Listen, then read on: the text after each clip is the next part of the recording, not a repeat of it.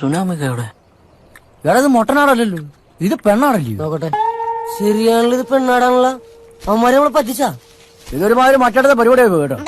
കൂറ്റ മുട്ടനാടാ, ഹിമാലയ മുട്ടനാടാന്നൊക്കെ പറഞ്ഞിട്ട് ഈ ഏപ്പരാച്ചിനാ തന്നേക്കുന്നത്. ഇതിന് നമ്മൾ ഇനി എന്നാ ചെയ്യണ്ട? എന്ത് ചെയ്യാൻ? നമുക്കിതിനെ വെട്ടിക്കൊണ്ടുപോവാ. നിന്റെ തലയിൽ വെച്ചോളൂടാ. എന്റെ വണ്ടിയിൽ നിന്ന് സ്ത്രീകളെ കയറ്റാൻ പറ്റിയല്ല. ഷാജിയേട്ട, ഇത് വേറെ ഒരാടല്ലേ, ഒരു പാവം മിണ്ടാപ്രാണി. കണ്ടോ കരയുന്നുണ്ടോ? ഈ പെണ്ണുമ്പോൾ ആദ്യം കിടന്ന് കറി, പിന്നെ അതിനകത്ത് കയറി അപ്പിട്ട് നാട്ടിക്ക്. അപ്പിയല്ല, കാട്ടം. ഇട്ട് കഴിഞ്ഞിട്ട് പിന്നെ അതല്ല ഇതാന്ന് പറഞ്ഞ വല്ല കാര്യം ഉണ്ടാവുക.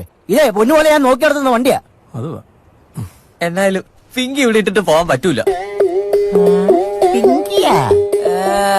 കണ്ണു വയ്യാത്ത സ്വന്തം വല്യമ്മേനെ വരെ അങ്ങാടിയിൽ ഇട്ടിട്ട് വന്നവനെ അവന്റെ ഒരു പിങ്കി. പോടാ മാറി.